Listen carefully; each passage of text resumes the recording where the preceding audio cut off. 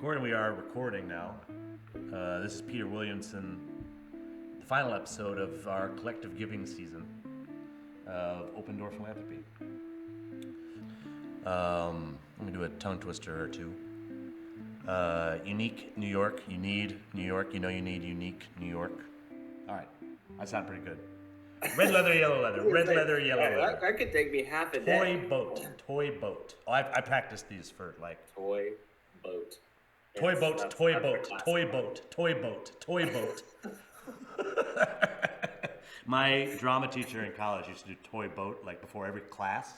Yeah. We would just come out and just walk around doing toy boat, red leather, yellow leather. It is helpful. It gets you like warmed up. Hello, everybody. I am here with Peter Williamson. We are wrapping up the collective giving season at Open Door Philanthropy with a familiar face. Peter and I have played golf together, and he's on the board of the Unfunded List. And he does a variety of other things as well. And we're going to talk about a lot of that today. How are you doing, Peter? Good, Dave. Thanks for having me on. Thank you for doing this. And it is a Sunday morning, so thank you for doing that. It's final day of golf tournament, so. Yep. Final episode, final day. It's good. Yep. So do you remember the first time that you made a gift or did something that was intentional and generous? Do we count holiday gifts? Yes, that honestly, like 80% of the time, that's the person's answer is holiday or birthday related. Yeah, I would think that I've always been somewhat uncomfortable with gift giving. I couldn't really identify why. I always felt like being around people and the experience of just, socializing was good enough. But I think as a young kid, you always want to impress your parents. So I think back to preschool, elementary school, when either one parent is saying like, oh, we're going to make this photo for mom, or we're going to make this something for dad, or we're going to get something, we're going to go to the store and pick something out. That's probably the first memory I have. Is there anything specific? Like the very first one? I would say specifically, it's going and getting something. My dad played golf. He's really into it. And it's, it's an experience, or it's a sleeve of golf balls. It's something that you could maybe take out of your allowance and give to a parent. There are a number of art projects in schools that I remember giving, and I went home recently. It's obviously been a couple of years in the pandemic. Haven't been back home. And my mom has a sort of a corkboard wall on her in her work setup, and on that corkboard wall, it's ordained with many of our childhood treasures. I think that's what she calls them. I think that's why you hang them. I'm pretty sure I also got my dad a sleeve of golf balls. Sometime early on. Generally, always appreciated. I like to play with a new ball every time. Yeah. You never know if it might be the round of your life, so you should use a new ball. That's exactly right. You never know which ball you're going to do it with either. Yeah. I don't know. So. I tend to ding mine up pretty good. The cart path and the road. Yeah, right. You hit as many trees as I do, that'll happen. So one of the reasons I like that question is that the answer almost always has a lot of connection to what that person's doing as an adult, right? And the giving part of your answer was family oriented, and you've got a family foundation and are involved in that universe, right? You also mentioned golf. You're a professional golfer, right? Yeah. Rarely is your first. I find it just very, very interesting how direct the connection is. Thank you for sharing that with us. And you also mentioned that you went to Dartmouth. I've never heard of that institution. Is that a good school? It's okay. It was nice that it was in my backyard, so I knew a little bit more than the average individual about it. So like you, I grew up in New England, and we had a school in our backyard, Colby College. Similar to Dartmouth. Yeah. Same number of syllables. It's important. The 2 syllables. I went to Dickinson, which has one more syllable. So if that's how you judge your institutions, then Well, But more is better. I was going to Colby with my parents were professors. It was certainly an option for me. My cousin did go there. Lots of other family members went. But I wanted to go somewhere else, which is somewhat relevant because I've recently returned to my home, right? But back in the day, I had a very strong desire to leave, right, rural Maine, for what was eventually Washington D.C. And you also ended up in D.C. eventually, but unlike me, chose to stay in your backyard for school. What was that like? What was you must have, did you also consider leaving, or was it always just Dartmouth?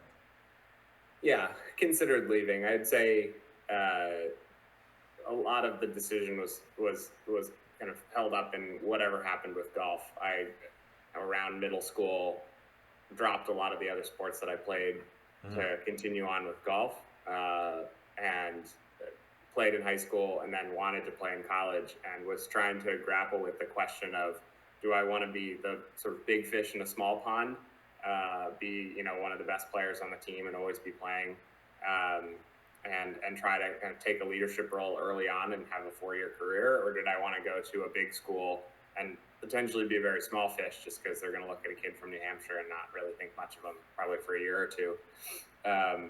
And I was kind of bouncing around and looking at institutions that were good academically, but also had a golf team that I could play on. And Dartmouth just ended up, I don't want to say just fell in my lap because it's a hard institution to get into, but it just worked out really well. The golf coach had played professionally, had a lot of insight to share, had a lot of connections, which really helped me after I graduated. I've never had a coach that I couldn't beat the pants off of. They're basically just van drivers. Yeah, I mean, thanks, I don't know Coach. if They listen to the podcast in the audience, but I very distinctly remember a qualifying round where we had kind of early on in my career. My coach was on the 14th tee and he was 11 under. Were there any community institutions or anything other than the golf course and school that you were a part of? Clubs of the things? No, I mean, when I say golf was it, golf was pretty much it. I was a pretty shy kid, and golf was my area of respite. And I would say it was probably watching what my parents did that was more influential. So my dad was a pediatrician, my mom was in education, and both of those professions, as you know, it leads to kind of watching people helping others a lot, right? One on the health side, one on learning. And, I think that was really influential on just seeing how you can take what you learn from the people around you and try to embed it in your career somehow. When you were in school, what did you enjoy studying? Yeah, so I'm really, really fascinated in people and spaces. So I studied geography and architecture because it is kind of that intersection of how people interact with space. Interesting. Yeah. So, the geography is a big. There are actually not a lot of institutions that cover geography as a major.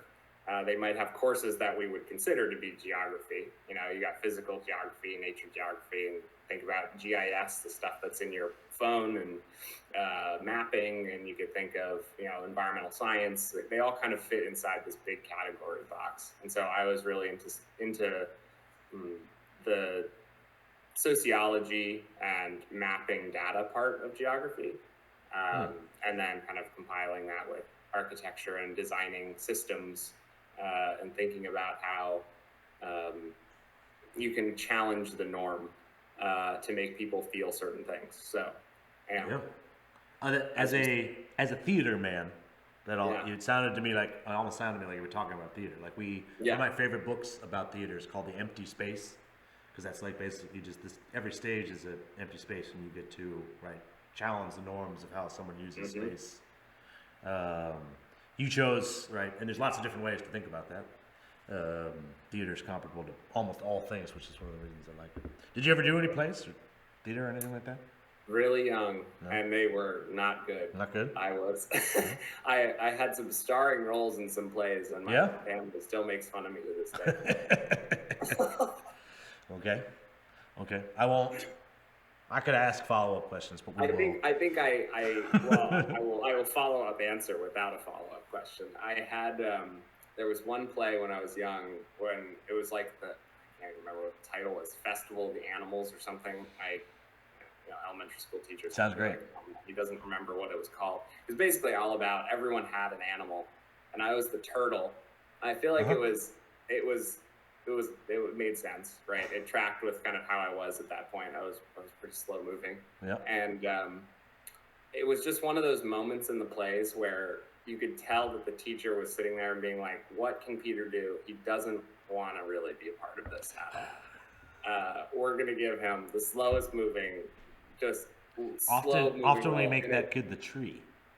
well, yeah, right. But you had to be an animal, so you pick sloth or turtle or something, and just have them mosey around the stage.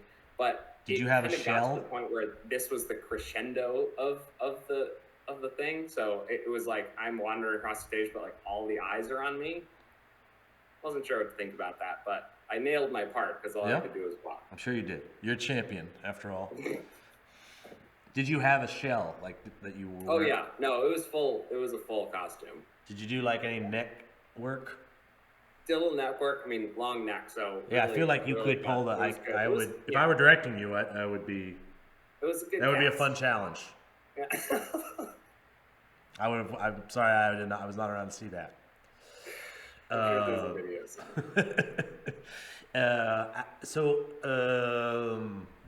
when you were at Dartmouth, which is a very well-funded institution with a large endowment,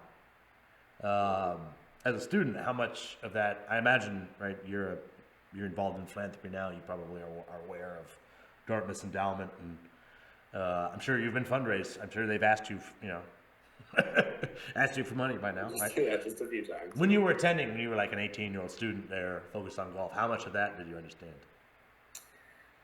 I think of institutional fundraising less, but I will say, as you mentioned at the beginning, I'm part of a 6th-generation family foundation, and I got involved, around 12 or 13. So I had been kind of in and around family meetings for 5-6 years before college started. So I was starting to get into the hang of what giving as an institution meant, and you get into any career path in college, and you probably see some form of money exchanging hands, right?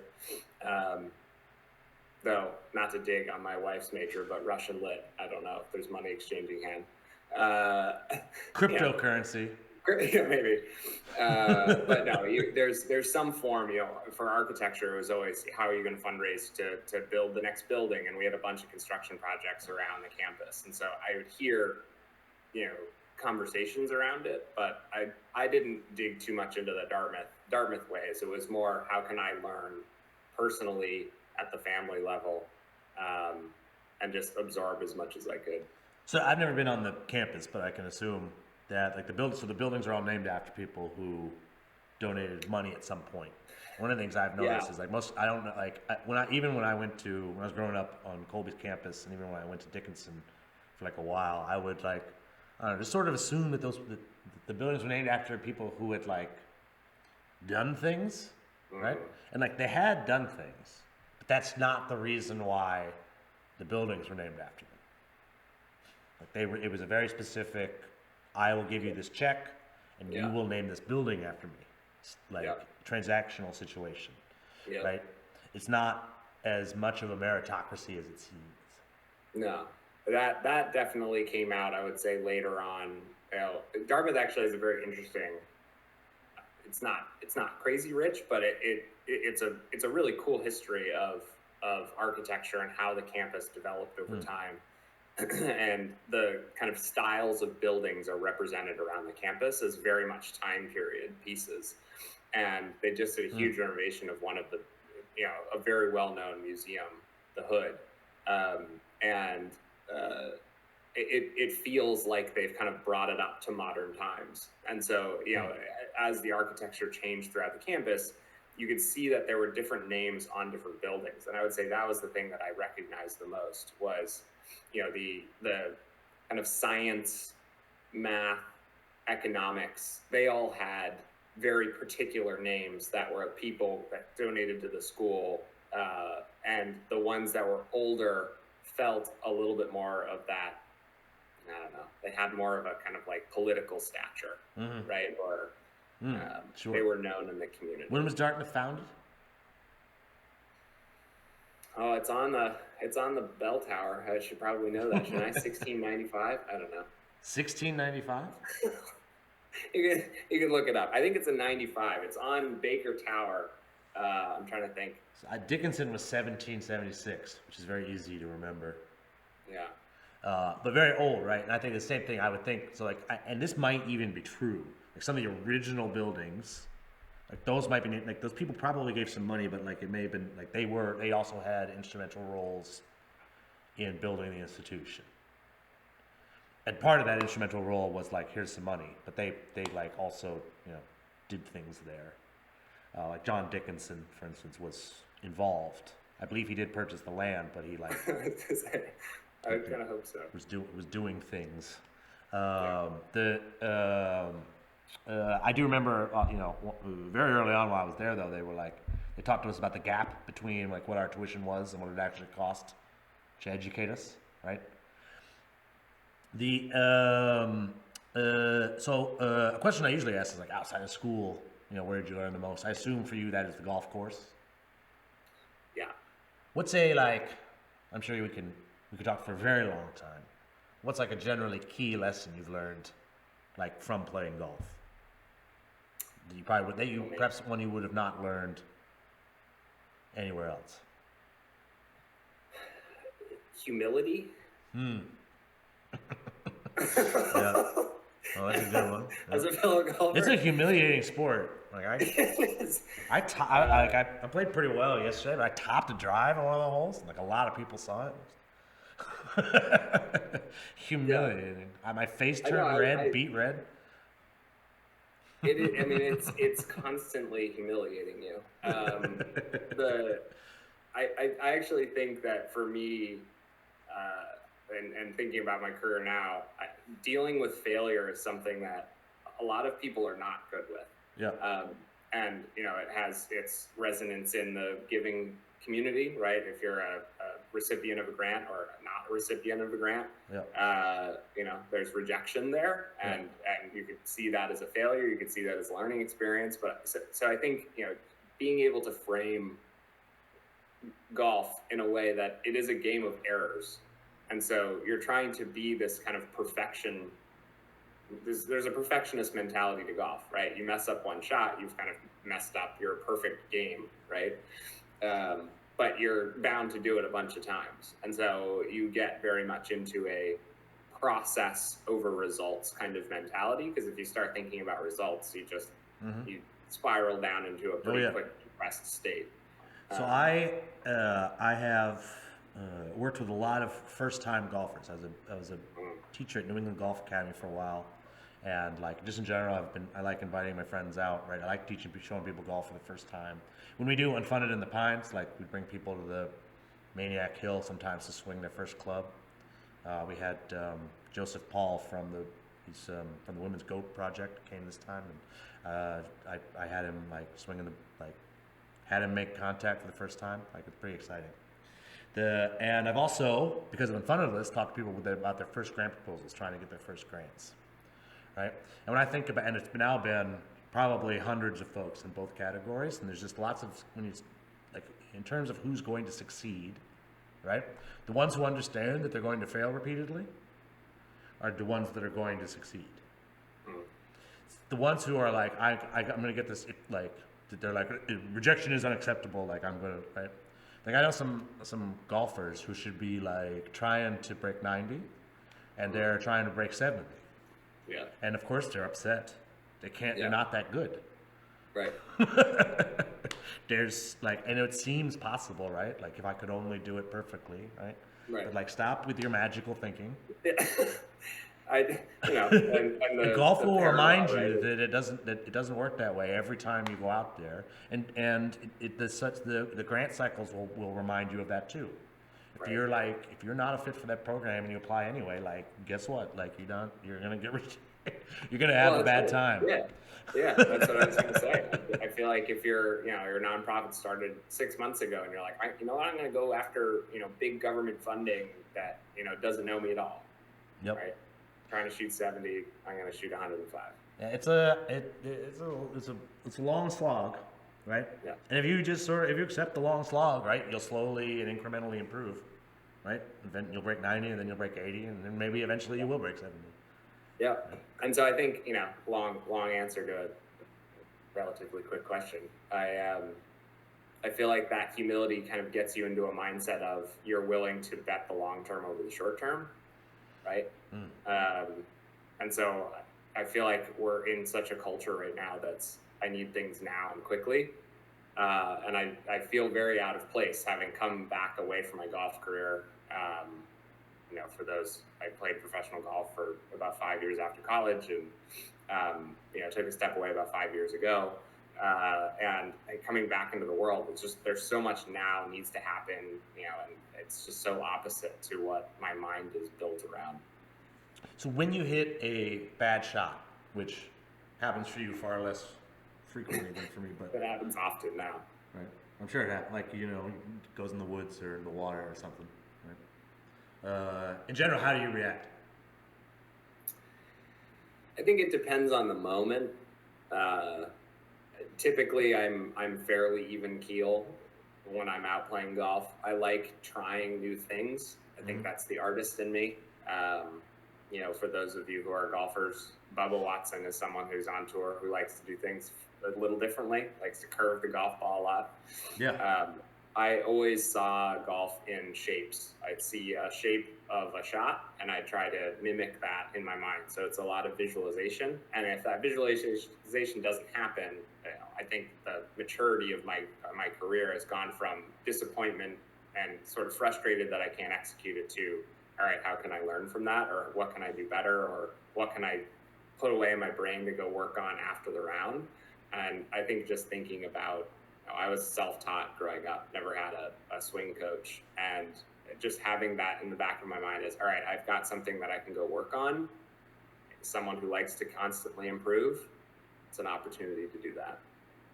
So if I hit it in the woods, I know at least I can hit it again. If I hit it in the water, I'm taking a penalty shot whether I like it or not. And if you're in a tournament, that's a bummer. Yeah. In general now, my terrible shots, I just laugh. Right? Like, I do want to play well and everything. But, like, unlike when I was younger and when I was a kid, like, I have I run a nonprofit. So if my round goes awry, it's really not the end of the world, right? Well, you got to be playing. I've got a whole lot of other things going on in my life, right? Right. But when I was playing, like, particularly like junior and senior year of high school, when I was during the golf season, like, I didn't really care about that much else other than my next match, because I didn't really have. I had high school, which was not particularly difficult, and right, nothing that all that challenging except my next match, right? And if I were to lose any of them, which I did not. I was a very good match play player. Yeah. Mental play, not so much. All right. Very interesting. So, golf and philanthropy do often intersect. Even for people who don't play golf, they're aware of charity golf fundraisers or, probably just in general understanding of the connections there. As I'm aware, you have helped out with some charity golf tournaments, including one that our All-Star managing director, Margaret Chapman, put on. That's right. And if you're out there hoping to put on a charity golf tournament, Margaret Chapman is the best in the business. Why is it that you think golf pairs so well with philanthropy and raising money? That's a multi-layered question. Yeah, my dad wrote like a whole book about this. Yeah. But I don't expect you to cover the whole thing, right? But, yeah, right. I think there is there's something about golf. I mean, obviously it started and it has kind of become a wealthy person's game, right? And over the years, they've tried to bring more people into the sport, but it is an expensive sport to play, right? So you know that if you're bringing people in that are playing golf, they most likely have a little bit of money. Whether they can give it to you, who knows? But it is a format. Charity golf tournaments are a format that just churn out people who want to play and have fun and socialize. It just checks so many boxes about what people are looking for, right? They can be outside, they can be with friends or colleagues or whoever they are in their group, you know, and they generally the tab is paid for by a company, so that helps too. There's a way to compete. There's a way to collaborate. You can buy cheating too, right? Yeah, right. Pay for mulligans and stuff. To cut your score somehow, or take a ball the string. Yeah. Yeah. There are a lot of tricks to do that, and things that you think about gamification, and we might get into this. I'm a game designer now.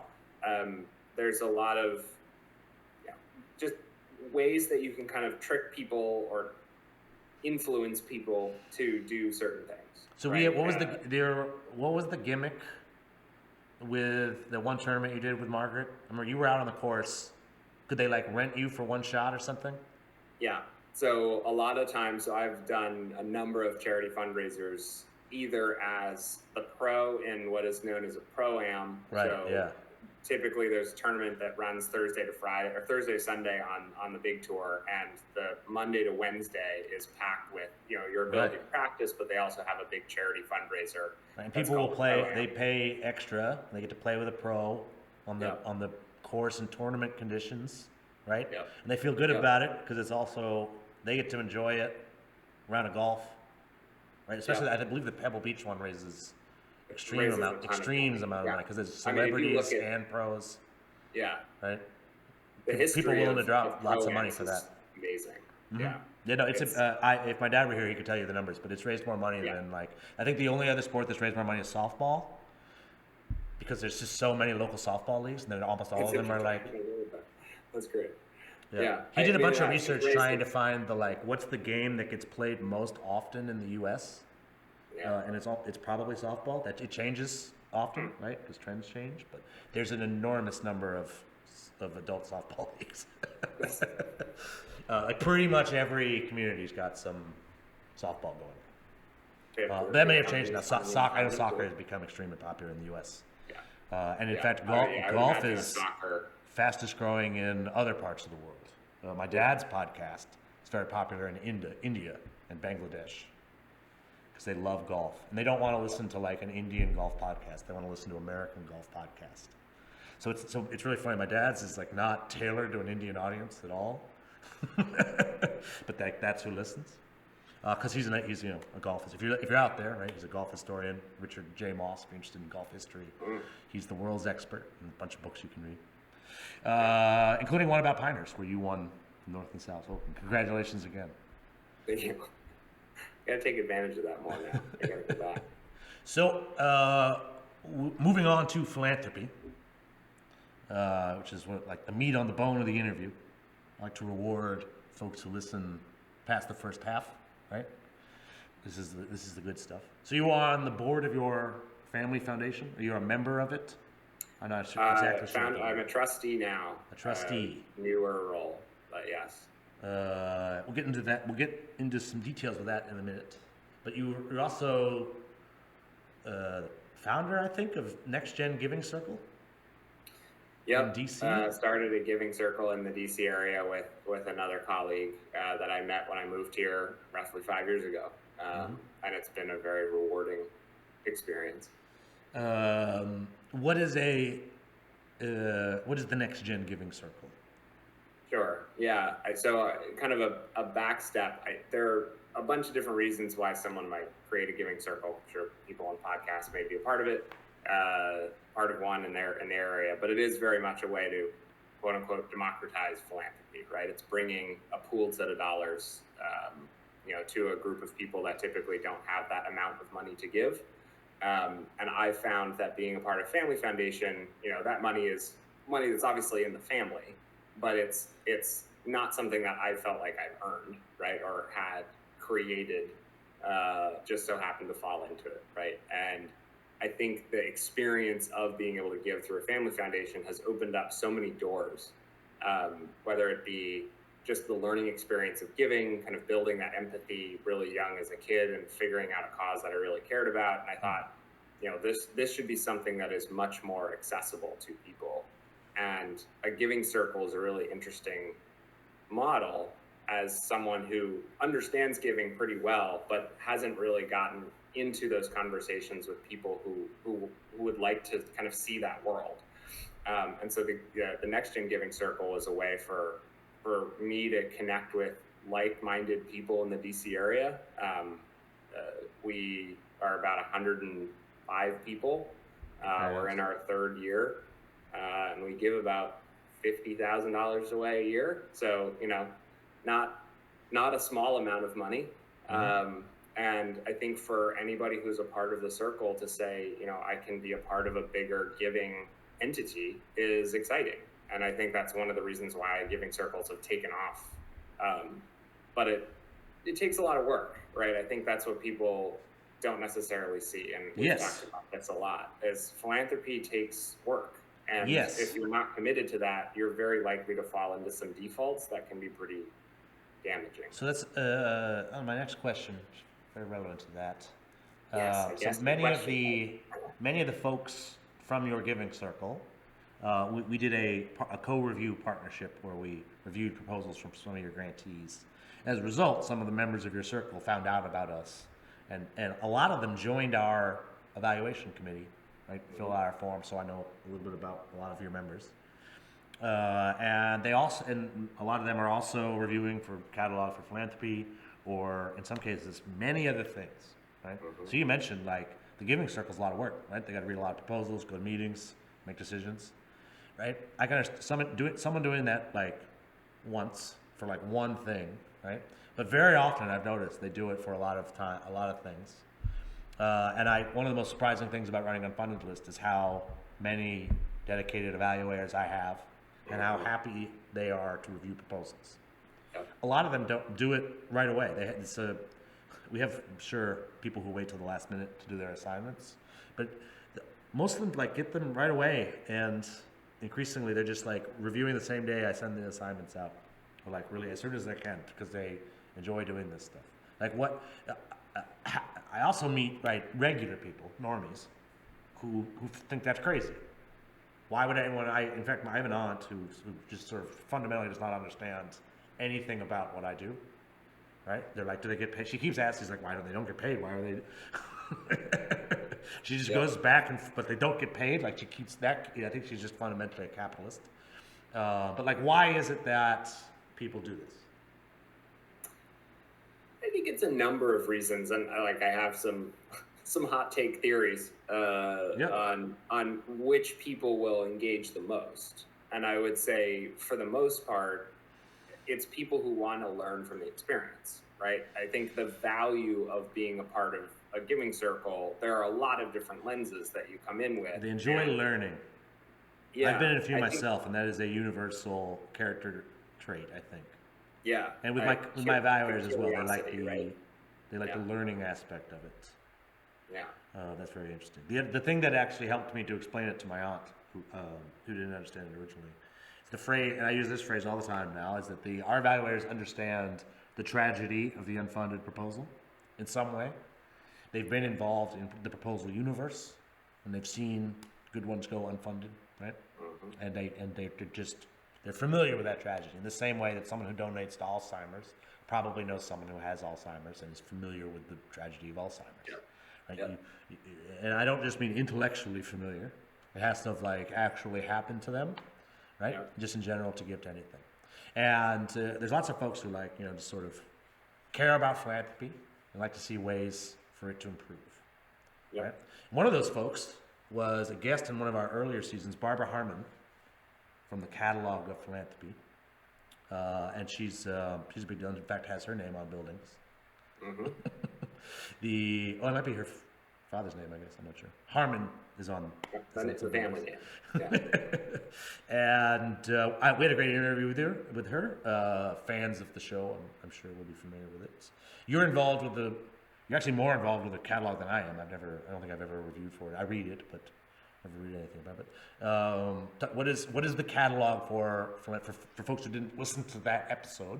Yeah. Right. Yeah. Why should they? What does Barbara do? So to me, what I found in kind of diving into the nonprofit community, and I'll kind of connect it to my family philanthropy experience, you get a proposal from out of left field, right? Maybe you haven't heard of them before. Where are you going to go to try to figure out more about them, right? You can have kind of that one-on-one interview. There's a lot of power dynamics that come out of that. So how can you do your work beforehand to learn a little bit about the topic, kind of bring to the table a little bit about how can you learn about this organization to a certain level, and then maybe you might go interview them. There are tools out there. I think probably a lot of people have heard of something like GuideStar, or like Great Nonprofits, or one of these big kind of overarching databases of nonprofits out there with either peer reviews or ways for the nonprofit to show that they're transparent. I think GuideStar, Candid GuideStar is a. We generally recommend ProPublica. They have an enormous number of ProPublica is another good one. Yeah. In fact, you can go on the 990s. You can look back like much farther. And they have a lot of other interesting resources there. Yeah. So they're big. They're kind of grand. Their role is really to not necessarily build awareness, but to be that tool that people can grow awareness around a particular nonprofit. Nonprofits can show themselves in that forum. The catalog is kind of a localized version of that. I know that's very oversimplifying some of their initiatives that they're doing now, but I like to think of it as, if you want to have peace of mind around an organization that's in the Washington, D.C. area, you see if they're in the catalog. Mm-hmm. And the catalog focuses on a very particular budget range. So if it's a larger organization, say $4 million plus budget, you're not going to find them in the catalog now, but they might have been smaller once and found, we're listed in the catalog, and they're a part of the overall architecture of the community. I think they're starting to do a lot of work with racial equity and trying to think about justice and making sure that their pool of nonprofit members are representative of the community. There's a lot of stuff that they do for capacity building and helping EDs understand some of the pressure points that they're feeling in the workplace and kind of guiding them through, in cohort models. They're starting a bunch of things that are really exciting.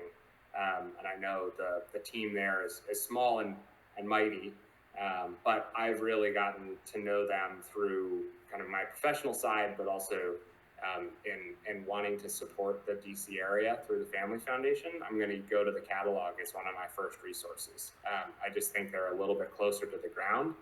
And it's another way that the Giving Circle can tie in as well, right? If you have an organization that really focuses on the community that the Giving Circle is in, it's a great area of content that you can share with members without having to do a ton of work. And so, kind of the work smarter, not harder approach. The catalog people are working really hard, but a lot of people can benefit from it, different parts of philanthropy. So there is a somewhat of a philanthropy support infrastructure that exists. There are organizations whose purpose it is to are similar to the catalog and Unfunded List, and help support foundations and that sort. Are you involved with any of those? Yes. Involved in a way that I like to think, and the work that I do now is very embedded in play and work culture. So I like to think of family foundations as they're not a monolith. They're very much different in how they're operated. They're families. They're families. They're families, right. But you might have some with staff that are outside the family versus some that are completely family run, some that are doing that transition, some that are completely not family run, and they're just sort of the name on the building, right, or name on the account. I connected with a couple and have worked with a few. The National Center for Family Philanthropy is one that I think is kind of a capacity builder in the family foundation space. They do a lot of work, just again, sharing that families aren't alone. It can be a pretty lonely journey as either a lead of a family foundation that has maybe more you know, skin in the game for what comes out of the foundation in terms of its grant making and you know, the sort of optics of giving. Maybe, you know, for example, our family, you know, my name doesn't match the family foundation, right? And so people that are members that are direct lineal descendants that drop down with the name, they have a little bit more of a connection to the pros and cons of giving, which you have to be respectful of. And so you think of a group like NCFP, they have consolidated a lot of that information, data, bring people together to talk through some of those different pressure points. And I think having a place to go is always a good thing, right? To share, here's what I'm seeing, There's an increasing number of families that have access to excess wealth and a very large pending wealth transfer. More money will change hands between some of the previous generations and our generation than has ever changed hands. And giving will be a very large part of how it changes hands, and it makes sense that we have some good, strong infrastructure organizations supporting that. You and I met through Nexus. There's also resource generation, and I know NCFP does events. Many other things out there, growing number of things. Also, right, most local areas will have probably not something exactly like the catalog, but they will at least have probably a community foundation or someone helping to support philanthropists in the area.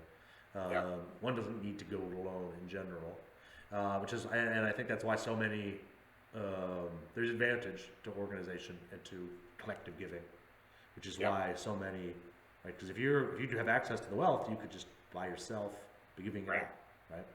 Right. I think that's really important, right? Because when people think about a giving circle, kind of going back to one of your previous questions, if you have wealth, there's nothing against giving it yourself, right? You will be a part of a process where you get to You've got access to the checking account. That's all you need, right? But when you go into collective giving, you add that layer of, well, we might not give to the number one option that I want to give to. No. And how do you reconcile that? And people, right? And so people willingly make that choice all the time. Right? Bill Gates, Warren Buffett made that choice. It's very interesting. Yep. So it's again that value. They must see some advantage in that, right? And unlike their other endeavors where the goal is to just make more money, right? There's some of these, the Gates Foundation has managed to make more money since it was founded. I think some other things in play. I mentioned it before. I used to know this number exactly, but its endowment has grown since it was first set up, right? Which is because they're managing the money very well. Which the argument in favor of that is that it will allow them to give more for longer, right? Yeah. I don't think that the general public realizes, right, that fund is growing at a pretty rapid rate. Yeah. You mentioned Nexus, and I think there are more and more. And they've just recently. I wasn't able to go. Did you go to the one this summer? I wasn't able to go. The pandemic has taken away a lot of those kind of big social. I really looked forward to going to that every year. Yeah. I went twice a year. I went to the one in DC and the one in New York every year. I went to the one in DC a bunch. And everything, so. Yeah, but I think that the big takeaway that I had from a community like that is just the amount of energy behind connecting your philanthropic donation and philanthropy in general to your investing, right? And that was a lot of the track that I would try to follow. Sure, is if you're, that was a very common topic at Nexus. Yes, that's very interesting stuff. If you're trying to put out a fire with one hand and you're starting with another, like how are you really feeling about yourself? Not to further defend Gates, but that is a big part of why the endowment has grown, because they do some heavy impact investing, which actually has greater returns than traditional investing. Has greater returns. Which makes me wonder why there are any traditional investors left. You could make that argument. I'm not an Yeah. investor. I don't understand. When I go to, actually, the last time I was at Nexus, I went to a panel and I asked that question. And some of the folks who knew more than me had some very insightful answers. This Yeah. was, I think, for some of the older generation, they found a strategy that was working for them, and they found that 30 years ago, and it worked for them for 30 Yeah. years. So you can come Yeah. in and tell them whatever you want. They have strategy that they know works. So Yeah. that's what they're going to be doing until they die. For some of them, small. That's why those folks. My general understanding. Very cool. So let's talk about Kettering philanthropies. It's big. I pulled some descriptions from the website, which Excellent. I am going to read. Sometimes I pull my guest's bio, and I read their bio out loud, right? Which is sometimes a very humiliating experience. People need to do better checks on what the most readily available bio is for them, right? By the way, this is from the website of Kettering Philanthropies. And there's, as far as I can understand, it's broken up into 3 different funds. The Kettering Family Foundation was founded by Charles's son Eugene W. Kettering and his wife Virginia W. Kettering in 1956. I believe there was a tax bill passed in 1956, which made starting a foundation much more tax advantaged. Yep. Many of them were founded in the late 50s as a result of that. Its assets support a broad range of charitable activities of interest to the Board of Trustees, composed of Kettering family members. Then there's the Kettering Fund, which was founded in 1958. They were fund founding back then in the 50s. By Charles F. Kettering. The Kettering Fund is a sub-fund of the Kettering Family Foundation. The fund primarily supports the activities of charitable organizations that are located and/or provide services in the state of Ohio, a great state. Mm-hmm. And then there's the Virginia W. Kettering Foundation, which is a charitable trust created upon the death of Virginia in 2003. May she rest in peace. Grants from the foundation are restricted to supporting charitable activities in Montgomery County, Ohio, and 7 counties contiguous to it: Kettering University, the Cincinnati Zoo, and the Sloan Kettering Institute. Only 3 funds? Are you sure It's complicated, but that's what? So the regional specificity jumps out. Is that the main reason? Like you wanted one that's only up for Ohio, and then much later you're like, well, only for this part of Ohio? Yeah, I mean, by you, I mean, the family. Yeah, you can imagine the family was very much centralized in Ohio for the start of its existence, right, of this foundation. Obviously, there were family members before this that lived elsewhere, but that core unit of Virginia, Eugene, and Charles of Kettering, being in and around Ohio, they wanted to support local causes. Think of anybody who's listening in, right? Where are you most likely going to support? It's places that right? You either know people there, causes that you care about, where you might be able to put your dollar and make it go the furthest. So it started there, and it has evolved over time into a family that's now 50 plus people, and those 50 plus people live everywhere. So yes, there might be some concentrations, but there's been a pretty big effort over the last number of years to try to carve out. Ohio is something we still really want to support, but how do we make sure that it's reflecting the interests of the family who may or may not know Ohio as well as they did? So some of those when I meet people who are very frustrated and confused by family foundations, I often try to point out that there are many household name institutions, probably some that have helped you personally, right? It would not exist if it weren't for family foundations. Yeah. Right? So they can be frustrating or whatever, but they create palaces, museums, symphony orchestras, right? My own grandfather attended a place that was once called General Motors Institute. I believe it is now Kettering University in Flint, Michigan. And of course, people even unfamiliar with philanthropy will have probably heard of the Sloan Kettering Institute. Yeah. So I think the goal of a lot of family foundations is probably to create, like, I think they would all be very proud of themselves to have created more than one enduring institution, right? And here at Unfunded List, I would love it. I would love to see Unfunded List become an enduring institution, right? It's a household name that everybody knows about, right? Capable of supporting large numbers of folks. What do you think? I mean, I think it's easier said than done, though, right?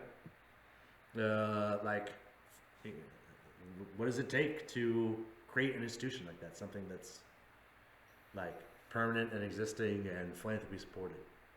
I think it takes a very specific desire to want to control that much wealth, and I think there's at least in my social circle a declining number of people who are comfortable with it. Um, I can share my own personal journey. I understand its importance, understand it as an institution that's giving to big things, but like, who am I to opine on healthcare? Yeah, medical right? research. Like, my dad is a doctor, so he's closer, but does he know healthcare in or like the future of the engineering profession? Right, right, or the future of the engineering.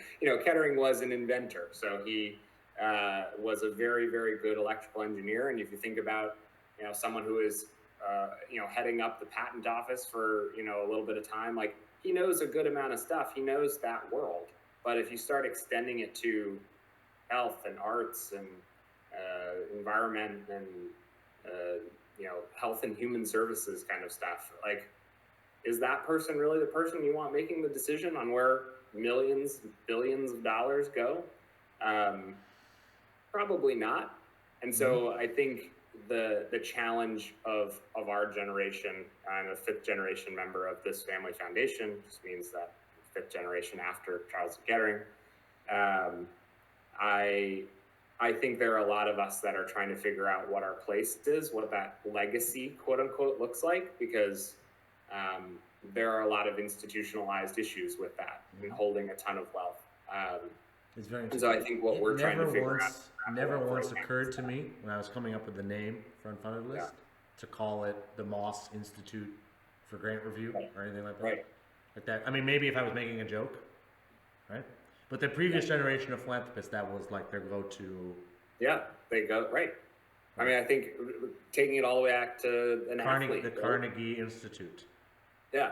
As an athlete, you start up and you're looking for, several things. Maybe there's tax advantage starting your own personal foundation, but there are a lot of golfers that have their own foundation that they've created, and they use that to drive impact in either their hometown or cause that they're really passionate about. And, it's a really good way to round out someone's time. I mean, athletics can be a very egotistical space. You think about yourself a lot. You build a team. We did review a proposal we received a proposal from the Sloan Stephens Foundation. Yeah. This round. I assume I must have assigned it to you because. Yes, I did. I got it, and it's interesting, She's right? Cool you see in her hometown. Yeah, and if you review proposals with us, you get celebrity grant proposals. That's one of the things we are able to offer evaluators now. Right. And we had a few kind of famous folks send us proposals this round. Yeah. Right. A lot of them are, which is interesting to me. A lot of folks, right, really want to be helping out, even if they have excess wealth. They also engage in fundraising, right? Because obviously people see some advantage in giving together, right, and not just in silos, and in making it more of a democratic process, which probably is related to our own country's democratic roots, right? Like I was saying at the start, if you ask people what's the first thing you gave, right, that will relate to what you're doing now. When our country was young, right, the first thing it gave us was, I don't know, Bill of Rights, or like in general, democracy, the ability to govern ourselves, arguably, is the first thing our country gave us when it was young, right? And now, right, we're trying to, in philanthropy here, we're influenced by that and trying to continue that. Yeah. What are you most excited about in the world of philanthropy? I think I'm excited about the fact that more people have access to it. the process of, or sort of evolution, my own journey through a family foundation has been, I mean, very, very meaningful, and find that I can bring a unique perspective to a lot of conversations. I think I can see, its benefits as much as its flaws. One of the big challenges that I think the family, I was alluding to this a bit ago, being a sixth generation family, you've got a lot of interests at the table. You've got a lot of people who are trying to figure out what to do, and as a result, you don't necessarily have a united front about what you're trying to support, right? If you have people that are just all over the map, I want arts, I want humanities, I want science and literature, and it doesn't matter. Like, if you have a passion, you want to support it, and you've got 50 people and you split the pot 50 ways, are you giving collectively, right? Mm-hmm. And so I think it's the access to philanthropy and giving circles and things like that are built on a very particular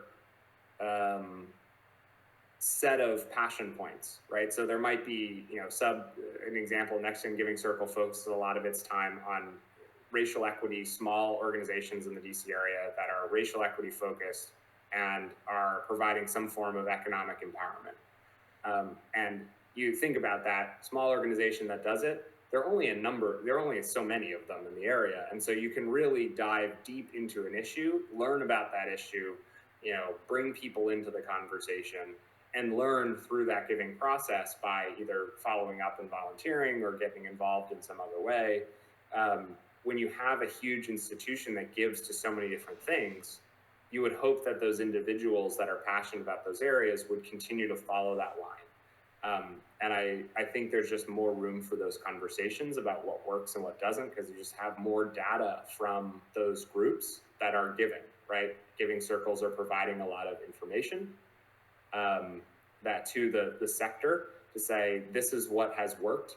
Here's a giving circle that has an institution backing it.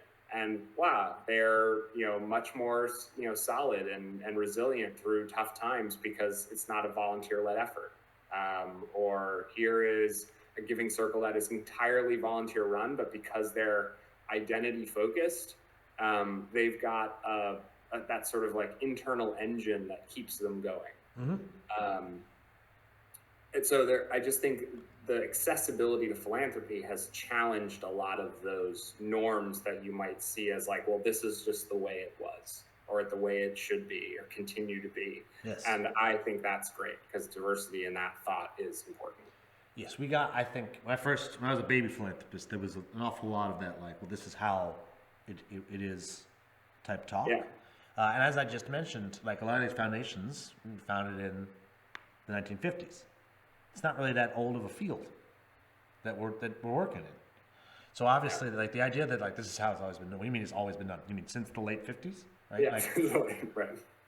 Right? And on the flip side of the coin, I hear people who are like criticize philanthropy as an antiquated process. And I'm like, that's antique means over 100 years old. It's true. So you are mathematically incorrect, sir. I'm sure you could find some examples of giving that are antiquated.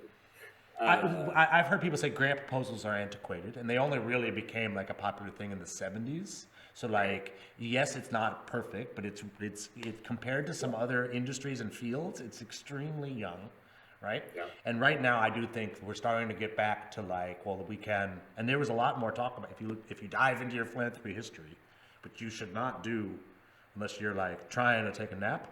But if you look in the beginning, there was like a lot more. In the very beginning, when the first philanthropists like Carnegie started trying to give money, they realized that it's a lot of work. And they started hiring professionals and setting up organizations to support all of that. And they were like very upfront about how difficult it was to choose projects. And like, they also like to talk about a lot of like how difficult it was to be asked for money all the time, right? And they would be pretty critical, disdainful of their grantees in their language, right? They use the word supplicant a lot. Which is something you not find philanthropists saying now. So what I think is exciting now is that like you just said, you've got folks who are trying to get better, iterate new things, right? But and they're doing it now with a much more inclusive lens than they were previously, which I think is only going to build even more right? Household names that are helping people, right? Things Yeah. you just sort of assume have always been there, but in fact are the results of philanthropists. And I think that, I mean, it kind of comes back to your, the question of what do you learn from golf, right? The humility piece. Like you can start a giving circle, get it off the ground, run it for a couple of years, and then just say like, we don't have the capacity to do this anymore. And that's okay, right? Like that is still an experience that was meaningful for a number of people. Generally, that's what I assume with giving circles. Yeah. How could they, I mean, they're sort of, once those people move on, then there won't be, then that circle won't be there.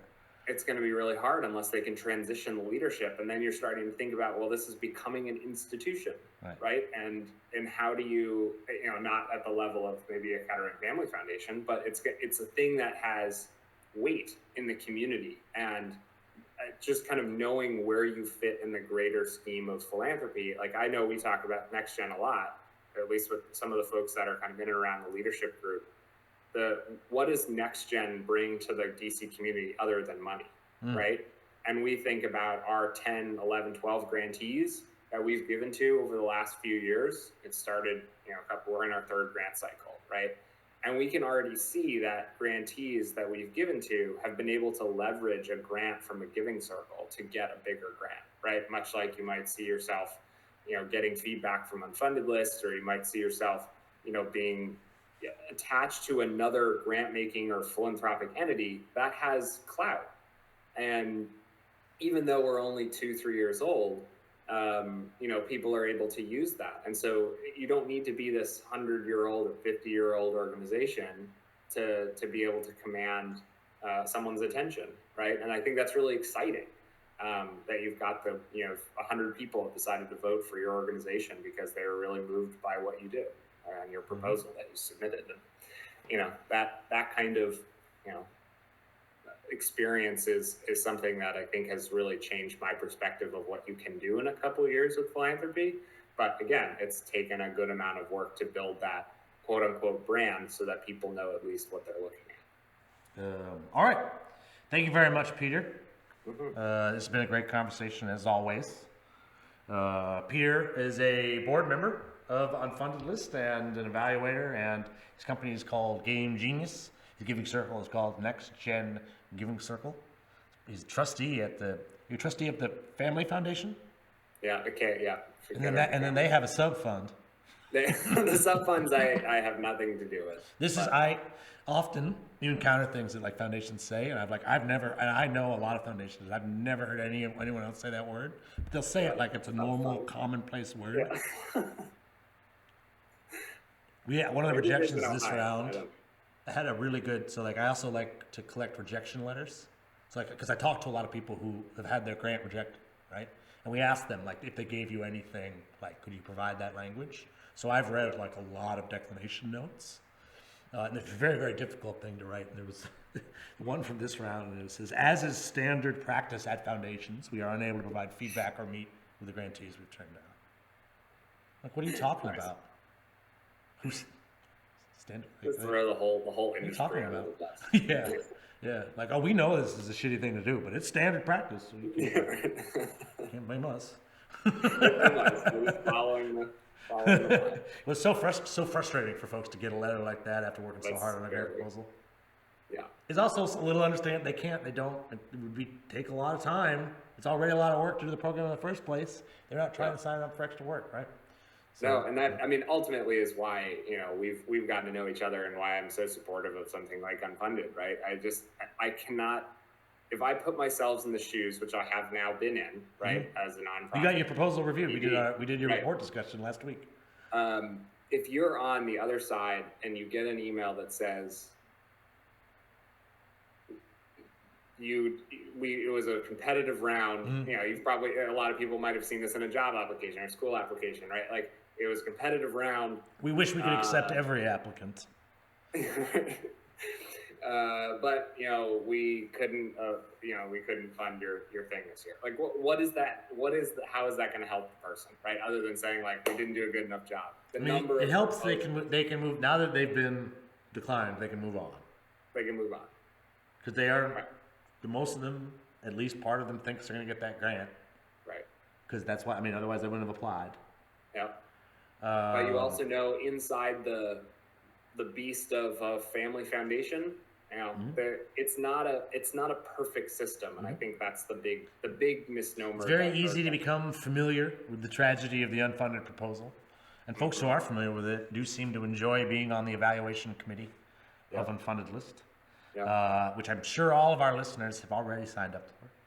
Right, and if they've written proposals, they should send those in to us too. Maybe Peter will read yours. He writes full paragraphs, which I appreciate. All right, thank you very much, Peter Williamson. Are you playing golf today? I am playing golf today. I got my collared shirt on. Yep, very nice. I'm taking the day off. I'll do some things around the house and everything. I say that now, but it's right there, so I have a tendency to just like you can clean it up. I'm like, I could just, I'll just dart up there real quick, right? And I'm just like, I was going to hit a few putts, right? And then you see somebody and they're like, hey, you want to come out, right? And then I've played 36 holes. Yeah. That's how it works. Right? We got a limited season up here in Maine, so you got to take advantage of it. I was going to say, you're right in the middle of the season. So. Yeah, it's just been perfect every day, so I feel like I owe it to myself to enjoy the weather. But yeah, it is a beautiful day. Have a great round. Thank you for joining us and for all your great work in support of philanthropy. Thanks, Dave. Have a good day. You too.